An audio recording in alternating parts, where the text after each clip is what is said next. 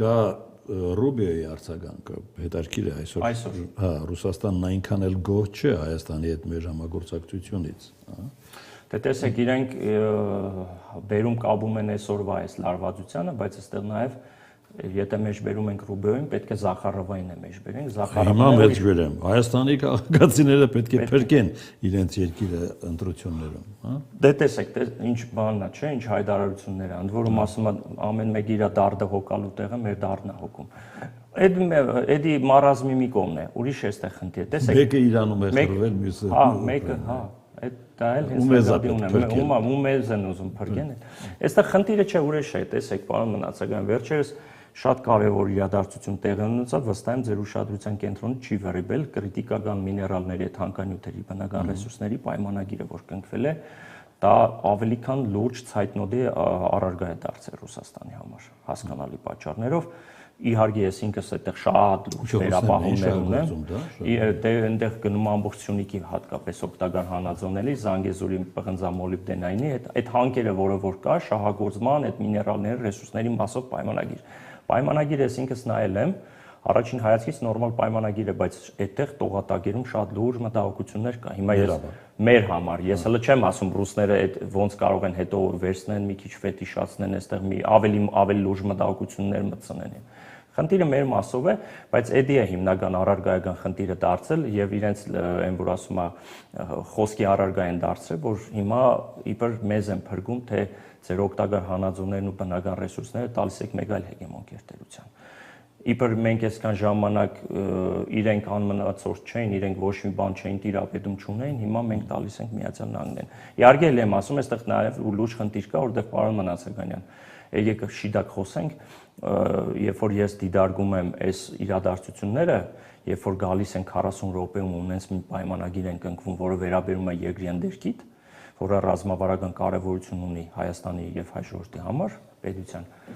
Այստեղ այդ պայմանագիրը 40 րոպեի ընթացքում չի։ Չէ, հասկանալի է, չէ, ի նկատի ունեմ, այդ պարզը չէ, որ պատրաստվել է, ի նկատի ունեմ դա այնքան առաջնահերթություն է տրվել, որ մարդը ճանապարհին եկել մտել այն, որ ստորագրությունը դնի գնա։ Հարցը այն է, որ այսինքն ինչքան կարևորություն ունի այդ բանը։ Հասկանալի է, որ դա նախ այդ այցը ինչ էր, ԱՄՆ-ի տրիպը իրագործվում է ամեն դեպքում։ Իրենք 3-4 հարց լուծեցին այդ մի 40 րոպեում։ Եթե փորձենք այդ ամփոփիչ, հա, այսպես ասենք ինչ էր դա, նախ ԱՄՆ ռազմավարության ներկայության ամրապնդումներ։ Այդ այո տրիպի մասով շահագործման արդեն գործնական փուլ մտցնելներ։ Այնտեղ հարավային Կովկասի ինտեգրումներ ավելի շատ այսպես աշխարհաքաղաքական արևմտյան այդ վեկտորին, հա, համակարգին։ Այնտեղ հասկանալի էր, որ ՌԴ-ի եւ Իրանի շրջանցելով նոր միջանցքային ճարտարապետության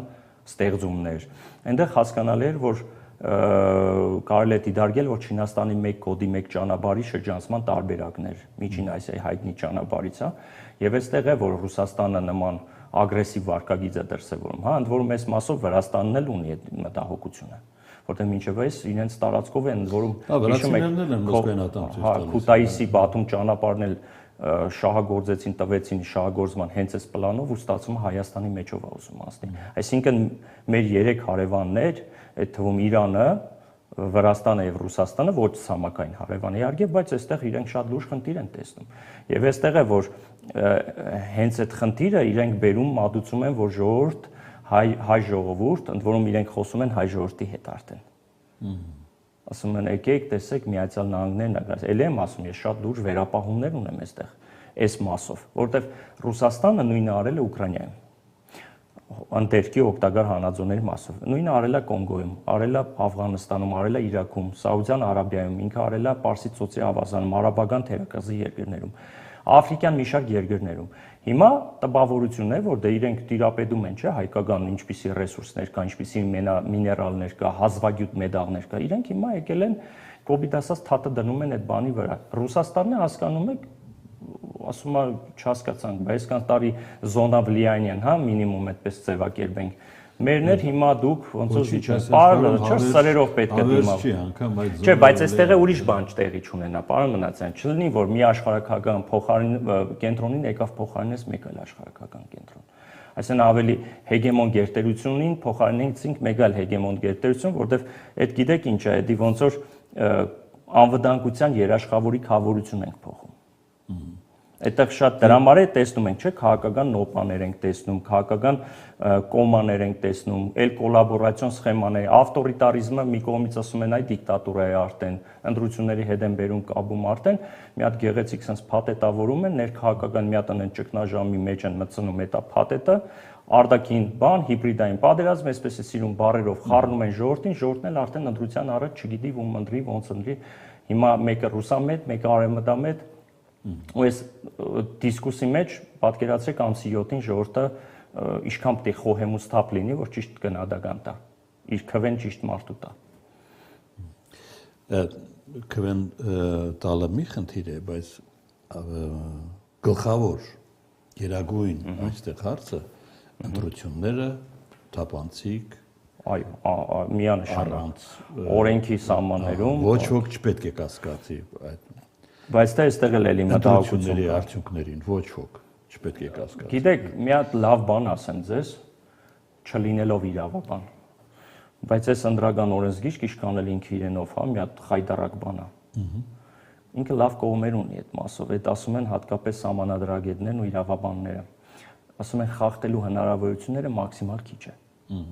Միջամտության հնարավորություն կա, բայց քիչ է։ Հիմա այդ միջամտությունը գալիս է բաց լրացնի այդ եվրոպական այդ որ հայտնի խմբերը որ խնդրել են իդեմս արտգործնախարարության այստեղ այդ մտահոգությունը մեր նախորդ զրույցի ժամանակ ես այդ մտահոգությունը բարձրաձայնել եմ նույն մոլդովական սցենարի տարբերակը որ կիրառվել է ընդ որ մոլդովայում շատ կոհեն հիմա դե ասում են նախադեպը կա ինչու՞ չէ որ Հայաստանում նույնը չանցկացնենք նույն ձևով խոսքը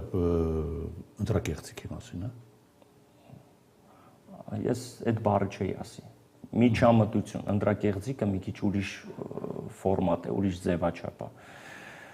Աջակցություն, ես հիմա չեմ ուզի հենց այդ ճագերտները բացեմ։ Ես ոնց եմ պատկերացնում այդ միջամտությունն ասածը։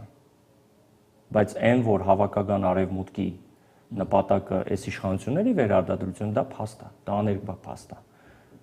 Եվ հասկանում ենք, չէ, որ բոլոր խաղացողները աշխարհակական կենտրոնների ընդ որում մեծ հաշվով Ռուսաստանն է։ Վստահ եմ ասում, դեմ չեն այս իշխանությունների վերարտադրմանը։ Այսպես մի նայեք, հենապահության կադրեր։ Լավ, 4 օր մնաց։